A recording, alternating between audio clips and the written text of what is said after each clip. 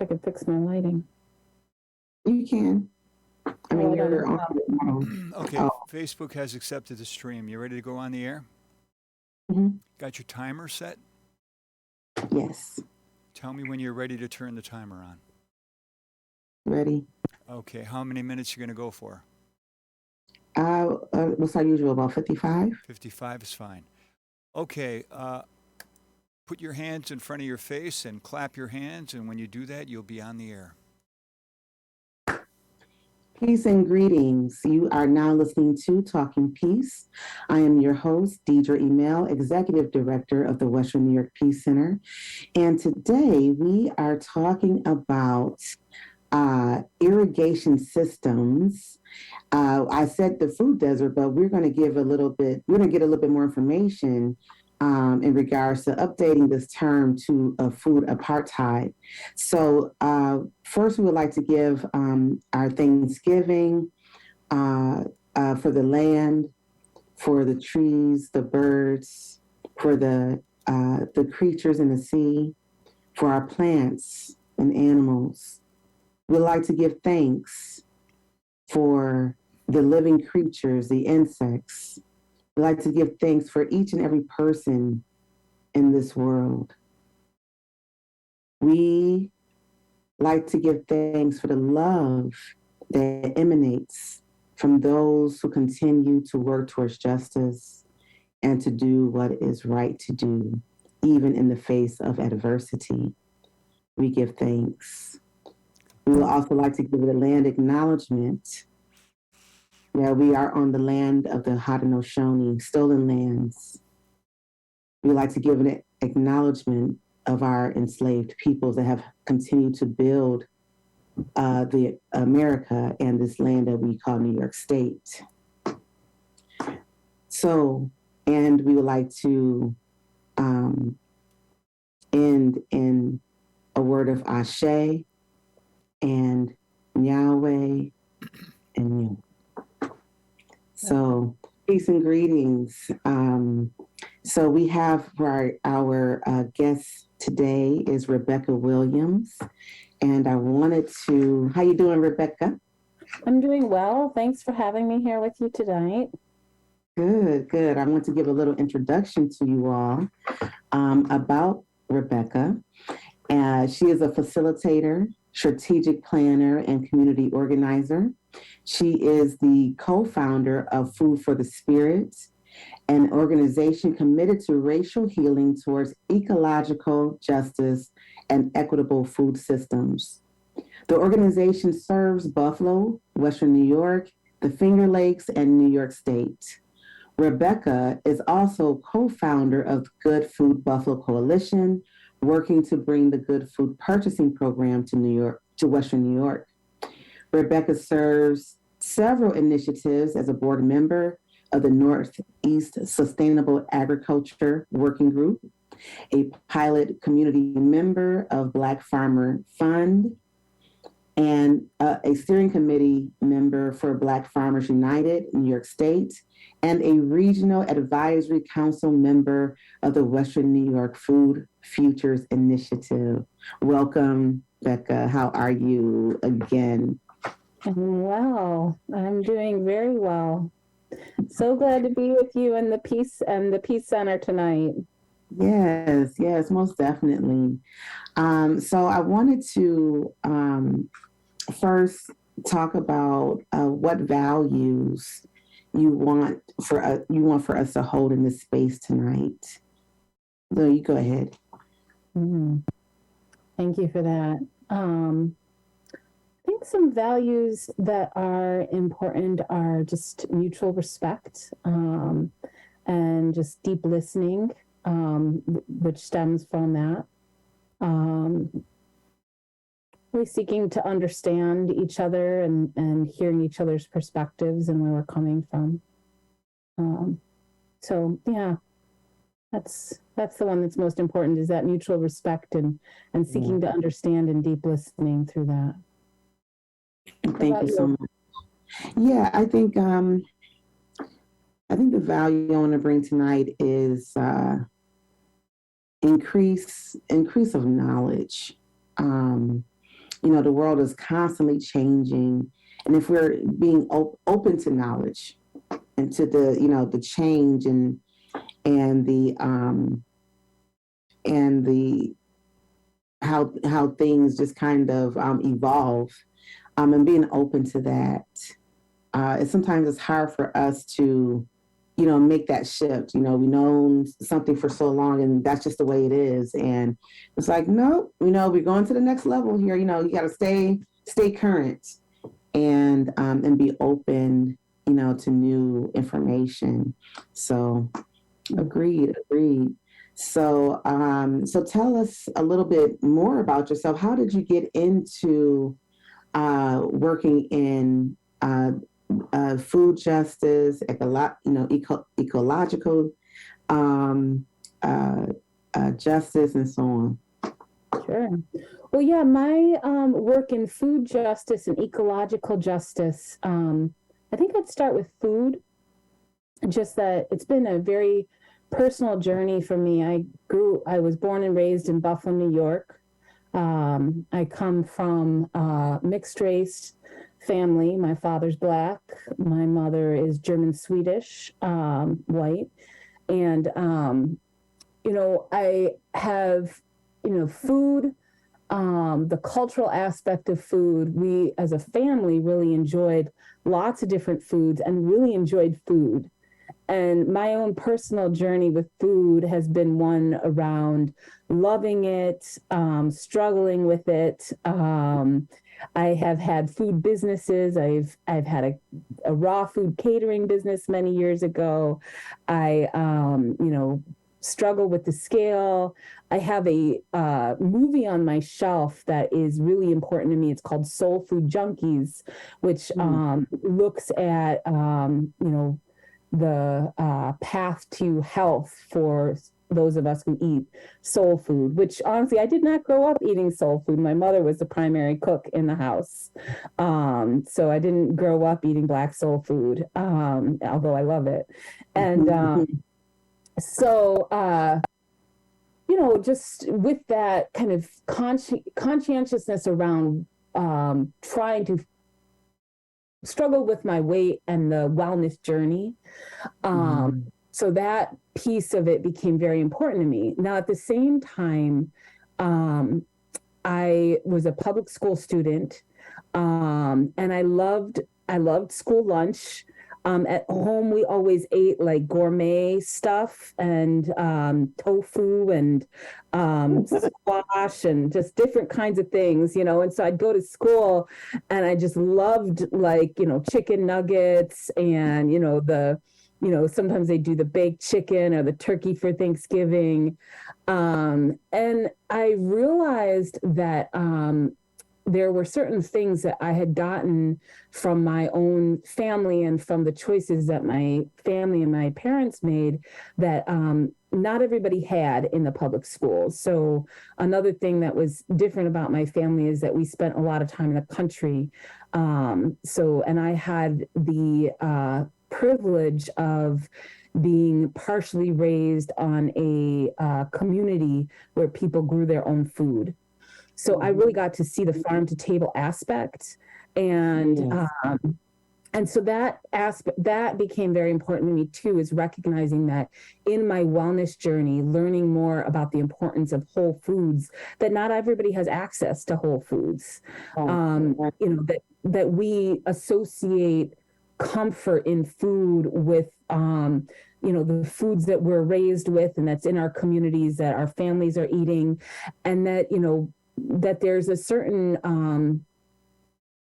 there's something that is missing for a lot of the people that I grew up with, that, this connection to food comes from the land. It is grown through, the soil, and, it doesn't start on the grocery store shelf. Right. That's right. Yeah.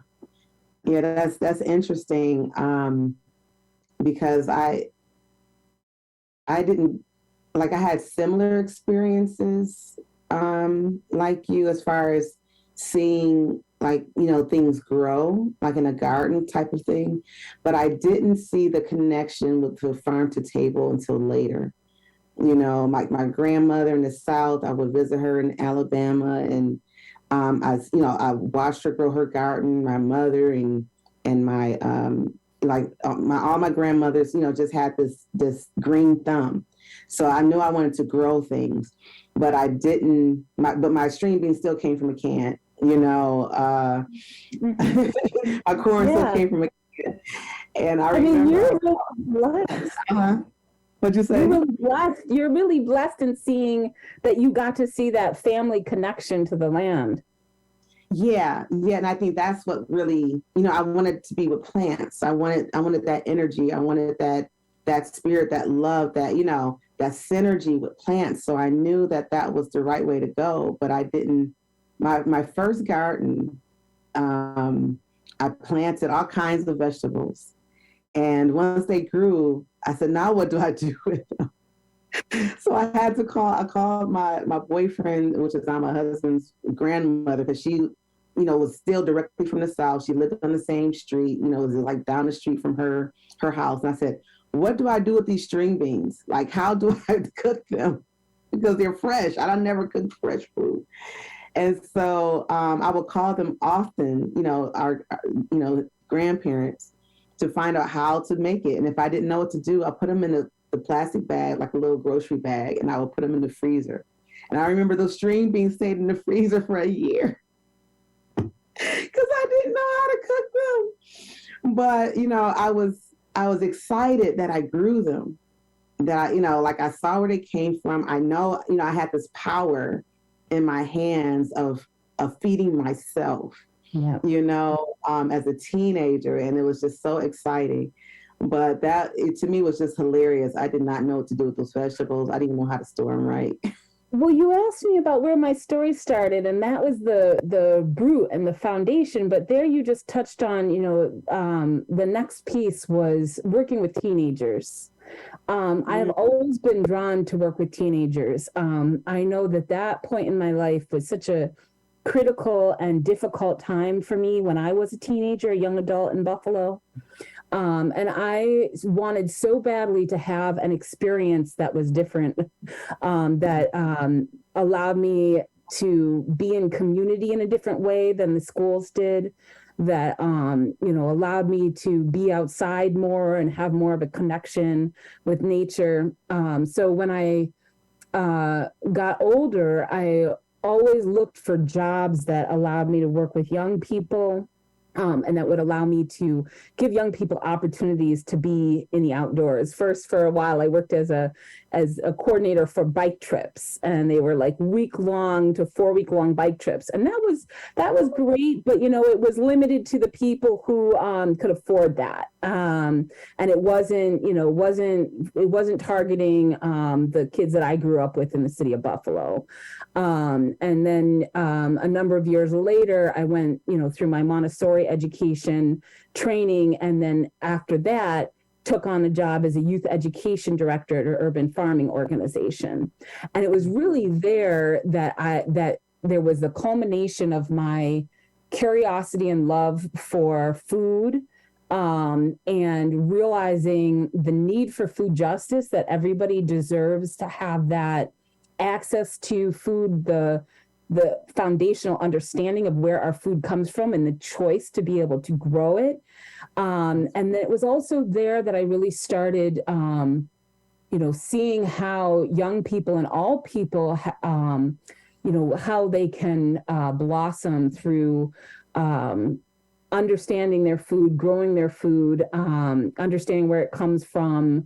And then, food and food justice can just be another means for people to have agency and power and regain power and control in their lives. So that's really kind of the root of this, is seeing how food is, and food systems and food justice and advocacy around that is another opportunity for us to regain power, to gain power in our lives. Wow. Yeah, I agree. I think in what we met about 20 years ago, something like that. Yeah. And while you're working with, that type of organization, working with the youth, that was, growing vegetables and being educated and being connected to the land. And I was kind of jealous because I was coming out of school and I went into, the business end of things for adults. Mm-hmm. And, in the shared use kitchen and so on, but I really wanted to be in the garden. And, I remember going to school, for a good amount of time to be a teacher. So I was just like, but I switched paths like near the end. So my internship with, the one organization where we met kind of took me into a completely different direction that, it was familiar but unfamiliar. I was familiar with business, familiar with food, didn't really like cooking, but it was about organizing and managing other people to cook and so on. But I really wanted to be in that garden, and I was always not gonna like, what are you guys doing now? What's going on? Okay. So I was always interested in what the youth program was doing. But now like many others, are finding so many opportunities to get into the garden and to be growing things, right? And I think that's how we've come back together now, is through seeking opportunities for ourselves and for our broader community to be able to get their hands in the dirt and grow their own food. Exactly. So, yeah. I think that I want what you're doing now. How do you think that affects some of your projects and so on that you're working on now? And what are some of those projects? How is all that connected? Like you said, now, like me and you, we've seen each other throughout the years, but we've been in different circles, for a little while. Now we're, kind of making a reconnection. I know I'm making a reconnection for myself as well, because I've been under the radar with some of my gardening and urban homesteading, stuff. So I was just like, it's something I love. I gotta, kind of come back above surface. So how are you connecting some of those past experiences to your current projects and jobs? Mm-hmm. Well, let me figure out. Well, one thing I want to share before we completely move beyond the youth piece is that a current project that Food for the Spirit is engaged with members of our Buffalo Food Equity Network is a farm to school workshop that is specifically designed for Black adults who want to work with youth in developing youth leadership and youth advocacy around food and farm systems education. So for a number of years, there has been some movement in the Buffalo Public Schools with the Farm to School initiative. And like what you're saying is like not enough people know what's going on. So the idea of this workshop that myself and the other members of the Buffalo Food Equity Network are working on is the point is to share the information about what is going on in our community, in our school system, that they can engage youth in their schools around. So, really trying to get some adults from the school communities to show up at our workshop. There'll be a cooking class incorporated into it, and people will be able to leave with some food, eat together, but they'll also be able to learn about the movement around Black farmers that's going on in Buffalo, Western New York, and across New York State. They'll be able to learn about food apartheid, which we were just talking about in the opening. So really, I mean, when we settle on a date for that workshop, I hope that maybe I can come back and join you again, Deidra, and we can talk about that. Absolutely. And can you explain a little bit more about the food apartheid? I'm sorry, I'm kind of jumping a little bit. I'm trying to get a little bit of information, everything, out there within less than an hour. But yeah, explain a little bit more about what is Food apartheid, I have heard defined, I have read it defined by a few different people. I'll give them credit. The first I know we'll be looping back to later, Leah Penniman of Soulfire Farm. The second is Karen Washington, who is well respected leader in this Black farmer work and movement across the country. She is a farmer and founder at Rise and Root Farms and an activist. And then the third is Dara Cooper of National Black Food and Justice Alliance. So all three of them, I've read their definitions around food apartheid, and it makes sense to me, and I choose to use it now. And the difference is, and a lot of people, some people are just coming across the word food desert. But for people who live in a desert, they know deserts are naturally occurring. You can grow food in the desert anyway. And the difference is, and why we say what we experience in certain neighborhoods in Buffalo is food apartheid, is because apartheid is intentional. And, I used to, somebody that I worked closely with, Lorna Hill of Eugenia Theater, she used to say, that it should be that the correct pronunciation was apartheid, and that the root of hate in apartheid. So food apartheid is intentional. It comes about because of redlining, because of racism, because of how Black communities and impoverished communities do not have the same investment. They have a disinvestment. And so grocery stores do not invest there. There's just less resources, right? So it's an intentional lack of servicing and investment in those communities. And that's apartheid. That's not naturally occurring. Right. That's so interesting. And thank you for enlightening us on that. Because I thought it was so cool. I was just like, creating these irrigation systems, in the desert, However, it's still, I think the work that you do, since you have been on many parts of the spectrum when it comes to food, is bringing people together, making these networks and, veins and and irrigation system, making these these different connections work, connecting people and organizations and purposes together, I think is one of your specialties, one of your superpowers. And so tell us a little bit more about Buffalo Food Equity Network. How did that get started, and what is it doing now? Sure. So I think it's important to share a little bit more about the roots of Food for the Spirit, and because the Buffalo Food Equity Network is an initiative of Food for the Spirit. Okay. Food for the Spirit, as you mentioned earlier, our mission is racial healing towards ecological justice and equitable food systems. And the organization, for me, became a thing in 2018. And I was at that time part of a year-long cohort of a group called the Heal Food Alliance, which is a national organization. And they operate a program called the School of Political Leadership. And so I was one of 10 in the first cohort for the Heal Food Alliance School of Political Leadership.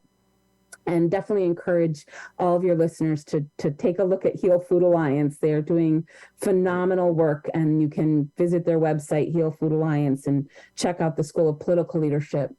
So at that time in 2018, I was kind of coming to a close with my work with youth. I had some phenomenal experiences learning and growing along with young people, learning how, the ways that I had, the hurts and the pains that I had picked up in my youth that I needed to work through.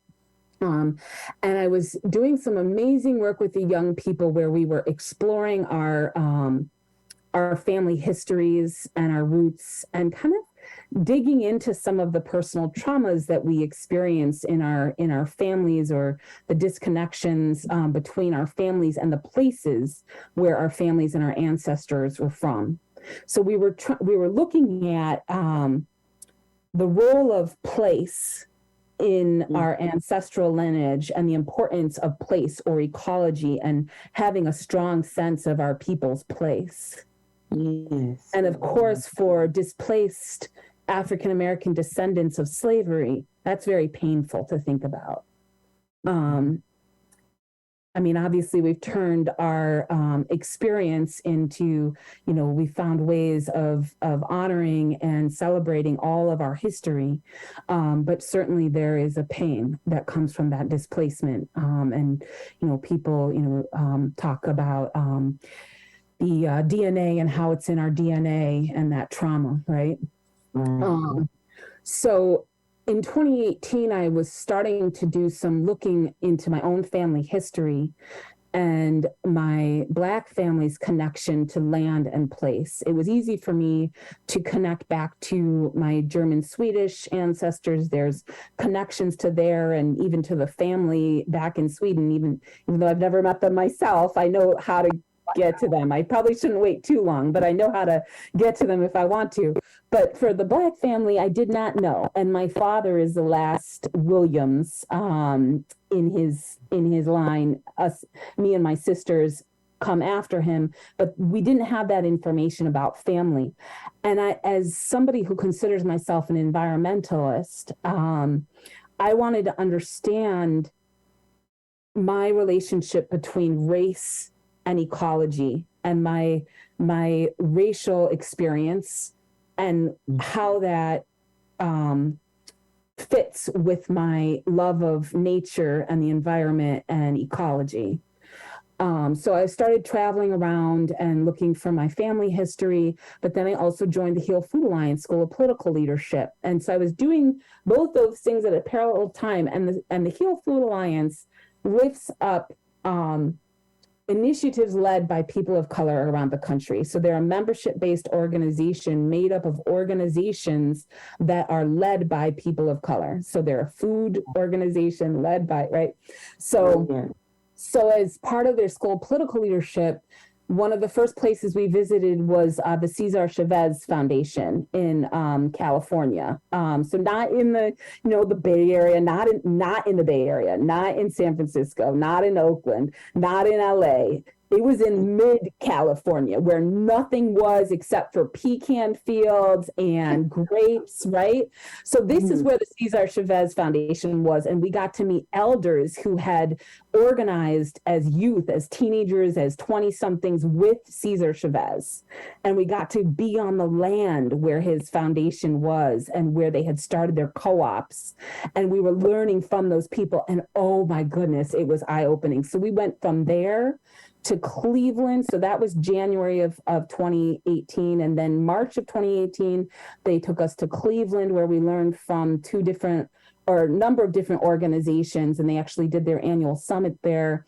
And then in June, we went to Minneapolis, and then we ended in New Mexico. So talk about the deserts, ended in New Mexico. And in each of those places, we learned from Black, Indigenous, Latinx, people of color led organizations who were doing amazing long-term justice work, either development co-ops, food work. It was amazing. So that coming back to Buffalo, over the number of years that I had been working in the position as a youth educator, as the only woman of color at an organization, food systems organization, I had been reached out to a number of times by Black leaders working on the East Side who wanted to learn from our organization. And they often reached out to me. And I felt a certain level of responsibility. And also at that point kind of came to a head around, I did not feel comfortable with my light-skinned, mixed-race heritage of my middle-class socioeconomic background being the only person of color within the this well-funded organization. I know they did great work and they seek their funding, and rightfully so. And that we needed more investment and more leadership and more collaboration and support for organizations and initiatives led by folks of color and just neighborhood folks. It doesn't have to just be organizations and initiatives, but also people in Buffalo who are working on the ground. So that was the Buffalo Food Equity Network. The roots of it was there are all these amazing people doing important work in Buffalo. So I got to see it around the country, but I also knew it was going on in Buffalo. And I knew that it was important that we begin to get to know each other, work together, figure out how to collaborate and lift each other up. And we needed increased investment and resources and access to resources for those folks. So the Buffalo Food Equity Network, yes, it's 200 people, all identify as people of color. Anybody who identifies as Black, Indigenous, Latinx, Asian, anybody who identifies as a person of color can join. It's a listserv, but it's also we get together in person and we try to support projects and initiatives that are led by Buffalo Food Equity Network members. So that's the network. That's awesome. I remember because you started that in 2019, was it? Mm-hmm. Exactly 2019. Because I was working with, I was still at the Peace Center, but I was working with another young lady at the time, and she was kind of transitioning out of the Peace Center, but she was like, she knew about my other work with the, urban farming and stuff like that with, with the other organization that I'm a part of. And she was like, do you want to be on, in a part of the network? I said, yeah, add my name. So I didn't have the time per se, to do as much as I wanted to do, but I wanted to be, connected, so, and then it took me a year or so to figure out how to write inside the listserv, how to respond. That was hilarious. There's a lot that we need to do, and actually we're in the process. We're only just starting with this organization, right? So we just are getting ready to hire our first director. So Food for the Spirit is going to hire a director for the Buffalo Food Equity Network. And we just got to keep building, and, we got to move beyond just using the listserv. So more in person, more direct connection with people in Buffalo. I mean, now we do our potlucks and our dinners every once in a while. And, we, of course, help with the Juneteenth Agricultural Pavilion and with Freedom Gardens. But there needs to be more ways than somebody just posting on a listserv. So we're getting there, and folks should look at the if there's anybody interested in applying. The deadline is November 14. We are looking for network builders, community builders, network weavers, people who love people, who want to lift up, our people, people who are about self-determination and leadership of communities of color. So check it out, and it's on our website. So if you know anybody who wants to apply, it's on Food for the Spirit's website. And we have some wonderful. Do you know Sue Phillips? Sue Phillips is posting in our Facebook, I believe it's Facebook, posting the links for Food for the Spirit, for nutritionstudies.org, Food Apartheid, for Chavez Foundation. Thank you so much, Sue, for helping us out today and giving us those links, because those are extremely important for us to, again, educate ourselves, update ourselves, and get connected with one another. So now you mentioned you can find the Heal Food Alliance too. Drop the Heal Food Alliance link in there. Yeah. So thank you so much, Sue, again. Hill Food Alliance, and they have a school of political leadership. Am I correct? Yeah. Wow, that sounds so exciting. And you got to travel and see what others are doing all around the country. I think it gives us a whole new perspective on what we can do. She says, you just had such interesting topics brought up. I had to look them up and post.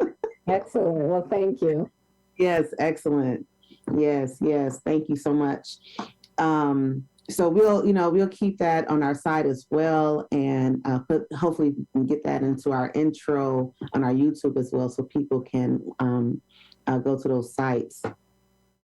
You mentioned Leah Penniman, and so for some of you who don't know, the Western New York Peace Center is going to have our 55th annual dinner, November 11th, and our keynote speaker is Leah Penniman, co-director and farmer of Soulfire Farm, which is a Black and Brown community that is uplifting and educating people around the world about land legacy, ecological sustainability, and Black farmers. She has a book called Black Farmers. Let me see if I can pull it up. Thank you. Farming While Black. I'm sorry, I had it all mixed up. Farming While Black by Leah Penniman. And the forward is by Karen Washington, who Rebekah just mentioned earlier, who is a wonderful activist in food justice and ecological justice.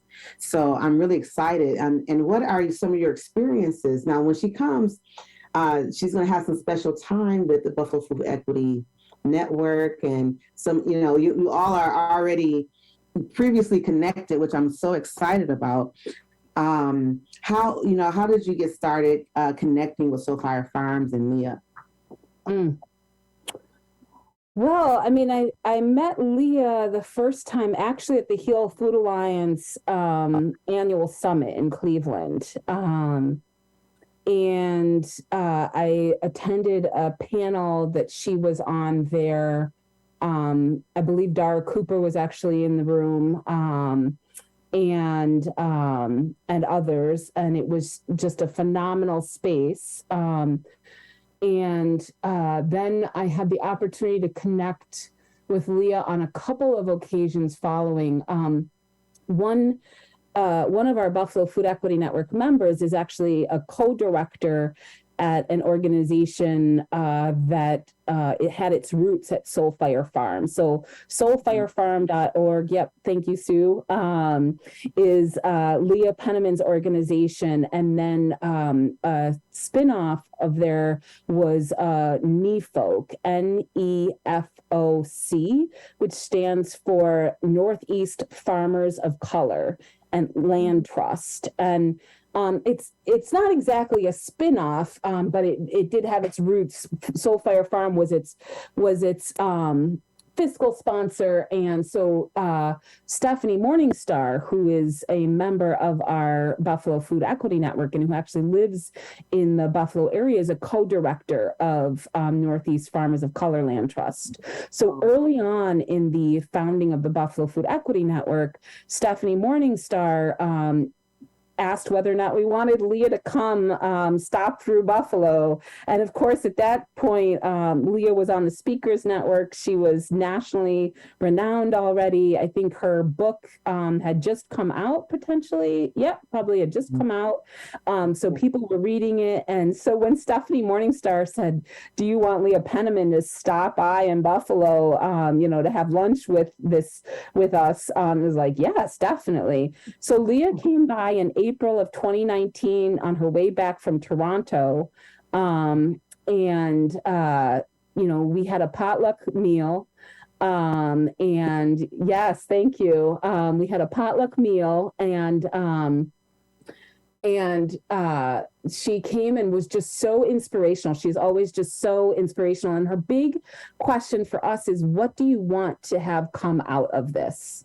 Like, what do you want after now? Like, so here I am in Buffalo, sitting here and having this conversation with you all about how beautiful you are and how important the work you are doing is, and what do you want to have happen after that? And so she actually had planted a seed ahead of time and said, I'm going to ask you all this question.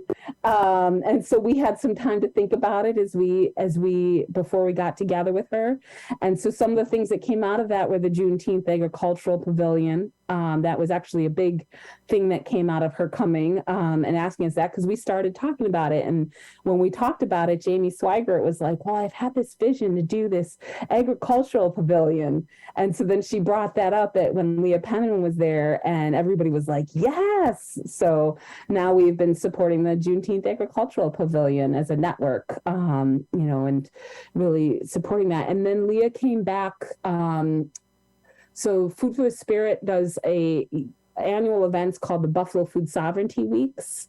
And it's just, every harvest season we do events that really try to uplift initiatives led by folks of color in Buffalo, food initiatives.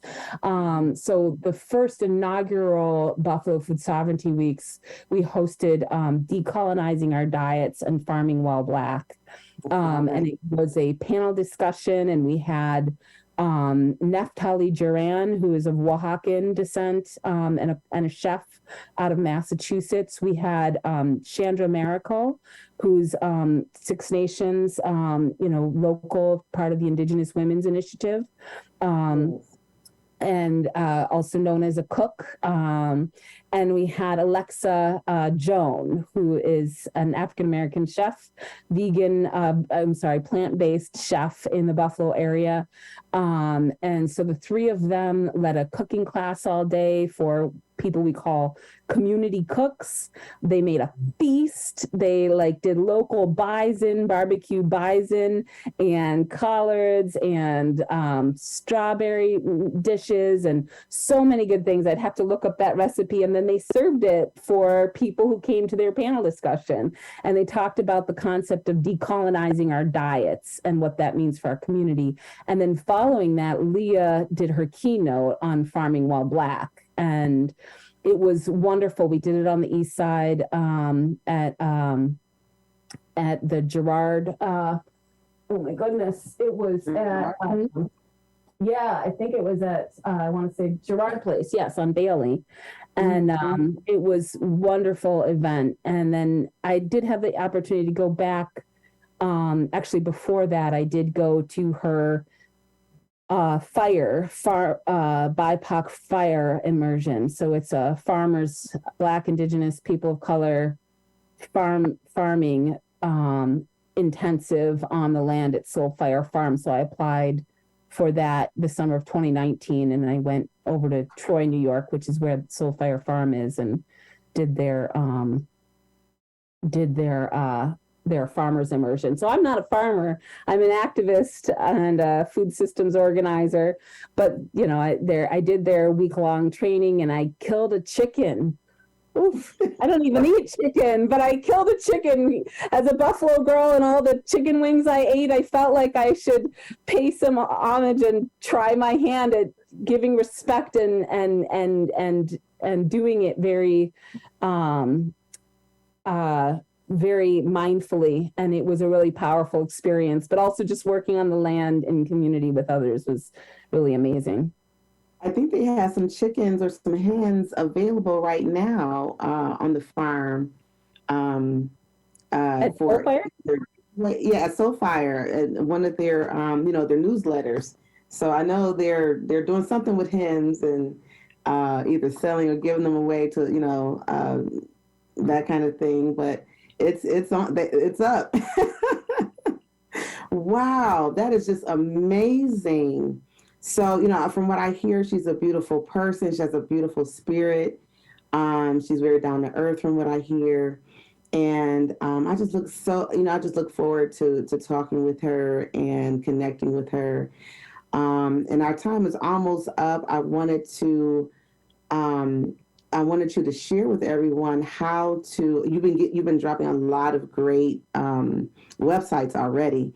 But how can people get more connected with you and even learn about the new program director job? How can they reach out to you? Sure. People can visit our website, www.foodforthespirit.org. You can sign up for our email newsletter. We only send an email newsletter about once every quarter. So we just sent one out. But right there on our website, you'll see the banner for our hire for our position. People can also go to bit.ly, bit.ly, /2022 underscore, now this is important, all uppercase, BFEN, capital J, lowercase OB, capital O, lowercase p, lowercase p. So that's 2022 underscore BFEN job op. And it's a bit.ly link. Okay. But I think it's probably just easier just to go to our website, foodforthespirit.org, and look for our banner right on there. And I just wonder if your listeners might be interested. I have a few books. When I leaned over to get Soulfire Farm, I could just do a real quick, I'm sorry, Farming All Black, do real quick. There's a few other books here in the pile. This was, so of course, she's an amazing person, Natalie Bazile, and that is Leah Penniman and her sister Naima on the cover there. I talked about name of that book for our radio audience. That was We Are Each Other's Harvest, celebrating African Americans, American Farmers, Land and Legacy by Natalie Bazile, author of Queen Sugar. And then I want to just give a pitch. We're in the midst of the Farm Bill. I know you have a lot of advocacy and justice folks that are listening.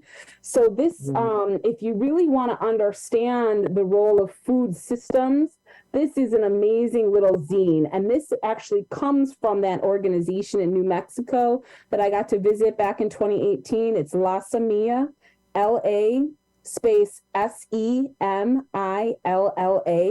So it's La Semilla Food Center. And the book is Look at the Farm Bill from the Paso del Norte region, Food, Land, and Us. And it's just phenomenal little zine. I've used it as an educational tool a couple of times. Freedom Farmers, this is amazing. Check it out. Monica White's Agricultural Resistance and the Black Freedom Movement. And this one, for anybody who's living within food apartheid or curious about it, Black Food Geographies, Race, Self-Reliance, and Food Access in Washington, D.C.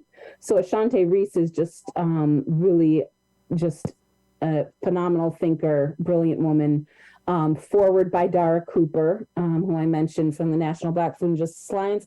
And finally, Black Faces, White Spaces by Carolyn Finney, reimagining the relationship of African Americans to the great outdoors. So just some themes we touched on. And who was that by again? This last one is Carolyn Finney. There you go. My goodness, awesome information. So please see I'm going to try to get all this in our description when you look us up on YouTube, WNY Peace Center, and you can get all these links here. But if not, that's okay. Go to foodforthespirit.org and reach out to Rebekah Williams and let her know that you've been listening to Talking Peace, and that you want to know what books did she mention. And thank you, Sue. I appreciate you. I might have to hire you for each Talking Peace. You are awesome. So she put up our the book for Black food geographers, a link to that book. So wonderful. What are ways that people can get that you want people to get involved, that people can help support? What are ways people can do that? Well, following the show, I'm going to send you an email with direct links to the job opportunity and to the job posting on Facebook and Instagram and Twitter. So if the Peace Center will share that, then please, if your listeners will then reshare the job posting. And if you're somebody who this fits for, please apply. The deadline to apply is November 14. And then just, sign up for our email newsletter so that you're in the loop about what we're up to. And any way you want to get involved or support, please let us know. Definitely.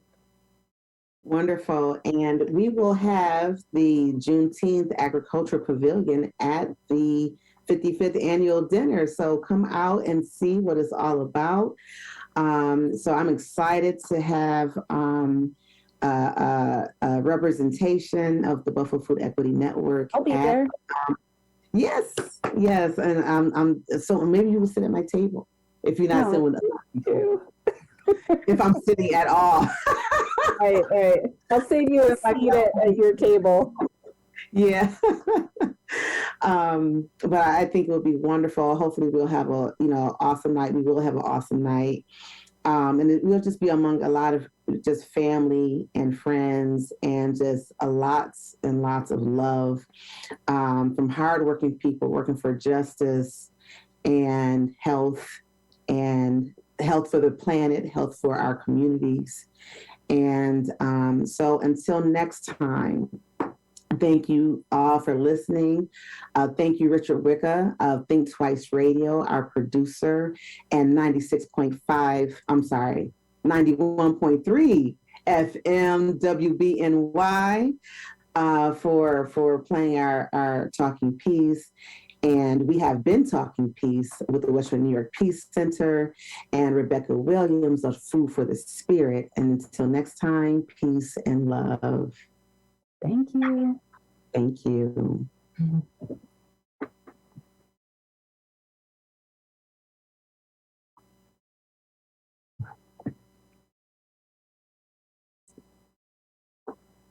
So we have officially ended. Richard will be coming back in soon. So we are technically still online, but thank you so much, Becca, for doing the show with me.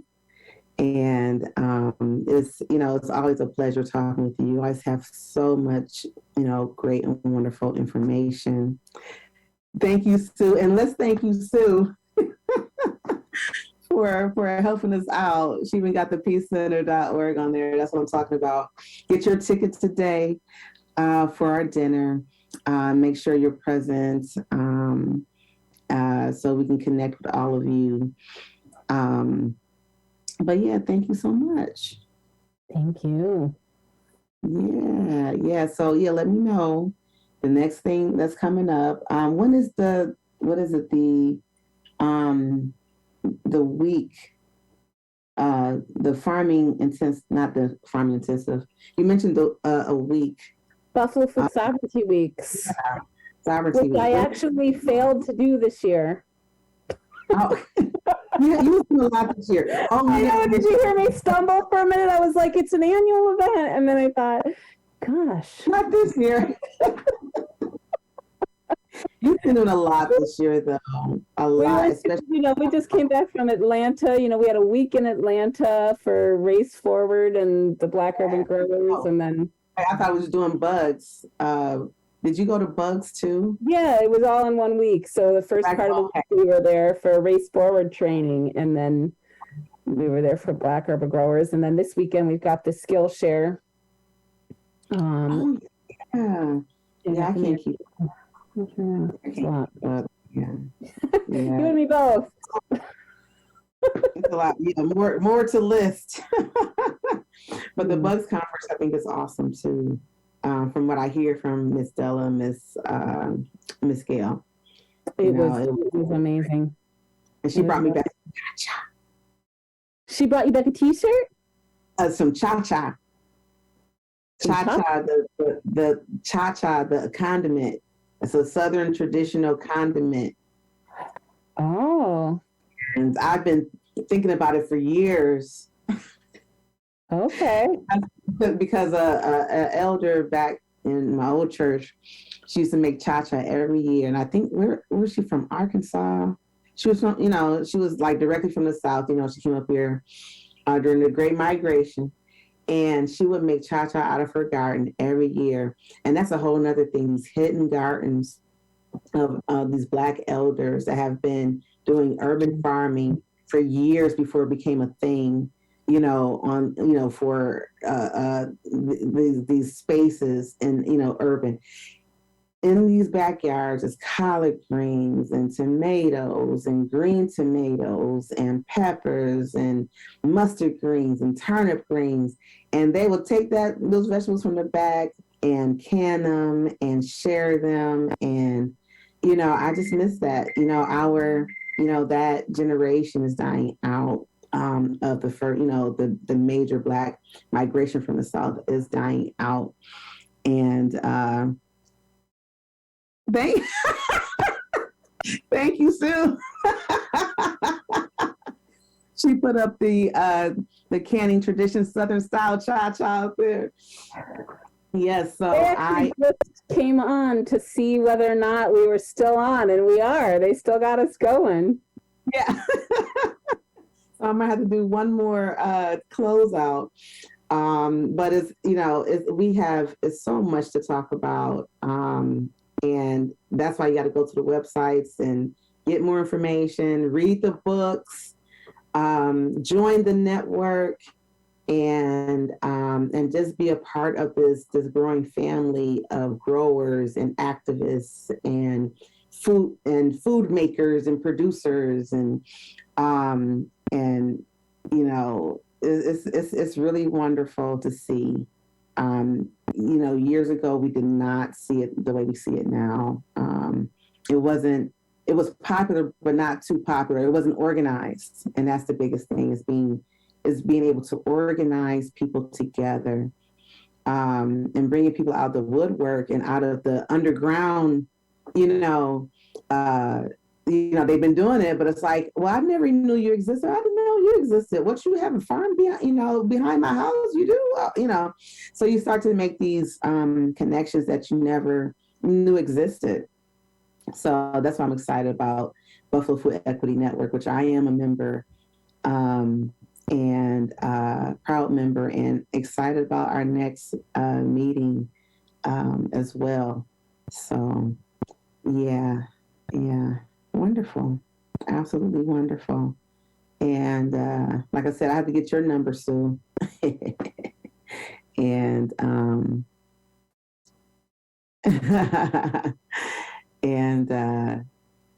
you come out and help us out at we're looking for volunteers.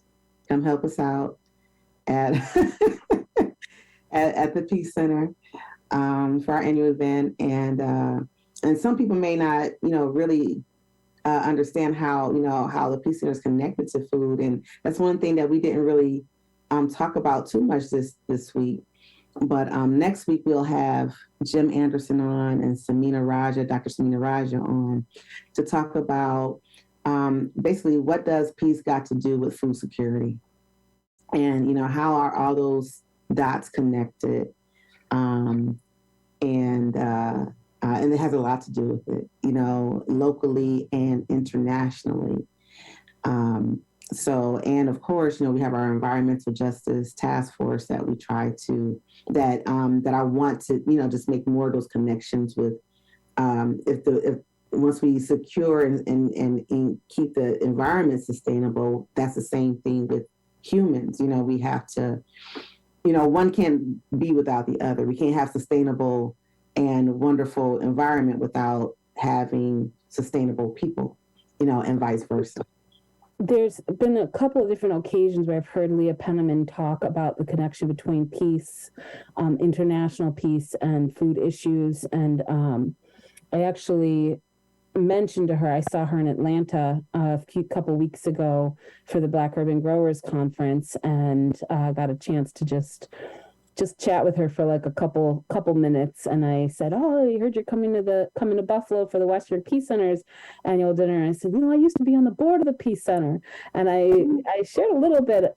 I didn't actually say that with you on the show, but I used to be on the board when I was 19 or 20. I served on the Peace Center board, and I actually, my first bout in food justice was as a Peace Center board member. I was arrested as part of the Wegmans Five. The Arturo Rodriguez of the United Farm Workers Union, actually, where Cesar Chavez was at, however longer before him, was coming through Buffalo, and they were organizing a protest of Driscoll strawberries at Wegmans in Cheektowaga. Right. I remember that. Yeah, we were protesting that as well. I mean, we wasn't, part of the larger protest, but, the congregation, was a part of, we were protesting that as well. Oh, wow. Wow, wow, wow. Wow, that's amazing. And I knew you had some history with the Peace Center. I heard that you started, some gardens in the back when we had a building on Genesee Street, was it? So I knew we had some roots, in food, and we were also part of the organizing or co-organizing of World on Your Plate, which I'm hoping to bring back in full effect soon. And can you tell us more about your experience with the Peace Center? Sure. Yeah. Back then I was doing a lot of community garden stuff. I was living over on Northland and Jefferson, and I was inspired by the number of vacant properties around there. And some point, Ray Rosen, who was also a board member at the time, recruited me to serve on the board. And there's a couple of gardening days, which I don't know why I'm attributed to have started the garden, because don't know how to grow anything. I'm not a gardener. So I'm not sure how it wasn't like a program per se. It was just, some of the kids that were coming to the Peace Center, you wanted them, and there was some yard space in the back. So I was just told by former board members, I would see, as the new director, even though I've been with the Peace Center for a few years, as a new director, I would still hear stories about what the Peace Center used to do, or some of the, issue areas we used to work on. And so that's how you came up. And, because I talked about, people don't understand the connection, or they don't really talk about so much of the connection of food security and land sustainability. The same community where I got my understanding of the farm to table, I also saw an example there of how people work together to sustain themselves, their families, their communities in a way that is not power over, but power among or power within, right? And so when I was part of the Peace, when I was in the Peace Center community back then, and heard that Driscoll Strawberries was spraying pesticides on the fields when the families were out there, when people were out there in the field. I mean, I hadn't thought much about pesticides, but, just hearing that the complete lack of humanity that these company owners had for the people who were growing our food. To me, it just was a complete, it didn't make any sense. I had seen a community where, everybody from the person who grew the food to the people who threw out the garbage, to the people who cooked, to the people who took care of the kids, to the people who made the livelihood, and the people who made the decisions, they were all equally respected.